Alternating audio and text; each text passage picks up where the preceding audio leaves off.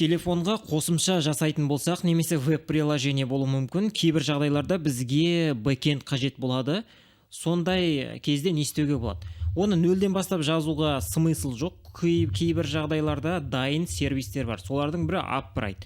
Өткенде мен Pocket Base туралы айтқан болатынмын. Бұл жолы Upbright деп аталатын осы сервиске шолу жасайық. Бұл неғылған сервис. Бұл енді біраз английский каналдарда бұл туралы айтылды. Бұның қандай мүмкіндіктері бар? Біз соған тоқталайық. Деректер базасы мен қарап шықтым. Бұл жерде деректер базасы ретінде MariaDB деген SQL база қолданылады. Аутентификация және пользовательдерді басқаруға болады. Әртүрлі файлдық storage бар, және файлдық storage'дің артықшылығы бұл жерде S3 қолдануға болады. Яғни өткендегі сервистерде болған сондай. Просто Amazon S3 немесе кез келген S3 сервисті жазып, файлды сол жақтағы серверде сақтаймын. Әрине, облачный функция оны да жазуға болады. Қосымша және geolocalization, console, privacy, осындай. Главный бізге керек осы 4 функция. Және Product Hunt-қа шығыпты, номері бірінші болып тұр. Әрине, көбіне бұл проект ұнады, себебі өте простой және қолдануға ыңғайлы. Оның интерфейсі дәл осылай көрінеді. Мына жерде сервер алып, Hetzner деген мысалға сервисте бар, бір сағатқа алып, какой-то $0.01 төлейсің, сілтеме осы видеоның астында.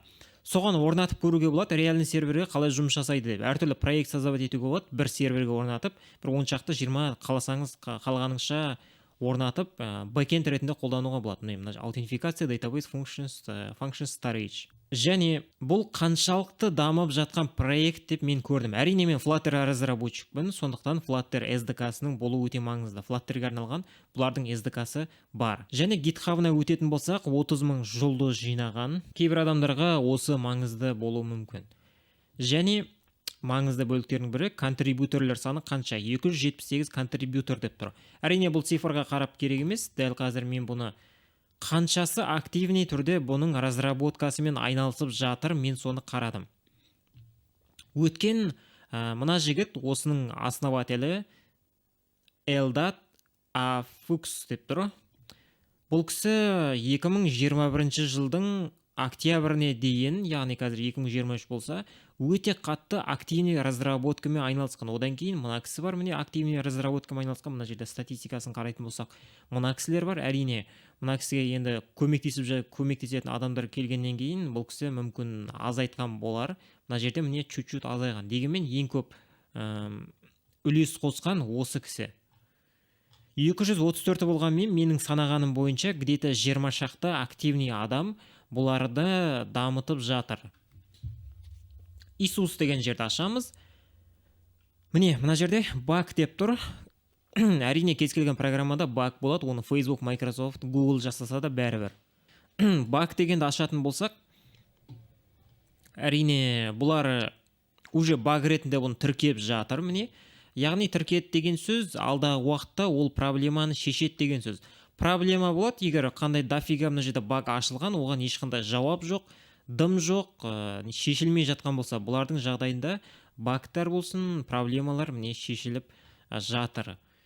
Және кодқа ораламыз, сол кезде мына жерде соңғы обновление қай уақытта болды көре аламыз. Соңғы commit 4 күн бұрын болған, яғни өте нормальный. Және алдында біз Pocket Base деген сервисті қарадық. Ол Pocket Base Go деген программалау тілінде жазылған болатын. Мына сервис PHP-де жазылған. Бұл да абсолютті нормальный. Go-ға қарағанда әрине кішкене өнімділігі төмендеу болуы мүмкін. Дегенмен нормальный барлық задачаға келеді. Өте үлкен бэкенд сервис ретінде қолдануға болады. Кім қолдануға болмайды десе, кішкене бір андай фанатизмге по идее берілген адам. PHP-де нормальный бэкенд жазуға болады. Высоконагруженный проектлерде де бұны қолдануға болады деген сөз. Мына жерде қарайтын болсақ, Secure Backend Server for Web, Mobile and Flutter Developers деген. Бұлар Flutter'ге ерекше ставка жасап жатыр. Көптеген каналдарда Flutter'мен байланысты осы туралы айтқан болатын. Ағылшын тілінде әрине. Және ізге оралайық, документация дегенге оралайық. Және Cloud версиясы. Мынау бұл ашық кодты жоба. Бұл деген сөз, бұны біз аламызда өзіміздің серверімізге қоямыз.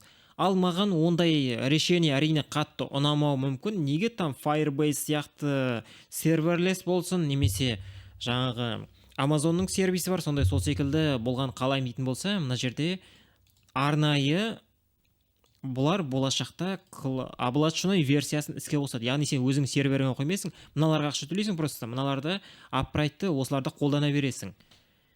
Қазіргі жағдайда бұл мына жерде түсінгенім бойынша бета тест болып жатыр, және ол жабық түрде. Мен мына жерге emailді жазған, маған ештеңе келген жоқ. Яғни шақырту келген жоқ. Және документацияны ашамыз, сол кезде бізге веб деген бар, JavaScript әрине бұл жерде, Flutter бар, бұл жерде Dart, және Swift-ке арналған, Kotlin серверге арналған, қосымша REST бар, және кейбіреулерге GraphQL ыңғайлы болатын болса, GraphQL мен бірге қолдануға болады. Ал чат істейтіндерге арналған мына жерде real-time бар. Real-time мына жерде қалай жұмыс жасайды? Мысалы, мынау вебтің жағдайында, мына жерде Flutterдің жағдайында real-time қалай жұмыс жасайды, біз көруімізге болады. Серверге просто байлансамыз, әрі қарай клиентті тіркейміз, одан кейін қандай да бір жерге жазыламыз, сол жерде болған өзгерістерге біз тыңдаймыз. Қандай да бір өзгеріс болатын болса, мына жерде міне қандай да бір ивент келеді, яғни ескерту. Бұны енді мен қолданар медім. Мен жаңа айтқанымда ешқандай серверіне решение деген ұнатпаймын, яғни серверге орнатып, даже докер болғаның өзінде мүмкін кейбір жағдайда қолдануға болады.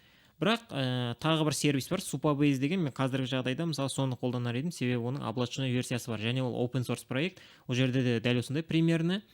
Олар TypeScript жазылған, Postgres директор базасы бар, облачная функция бар, аутентификация бәрі бар. Дегенмен мынау да өте достойный решение, қарап көрсеңіз болады.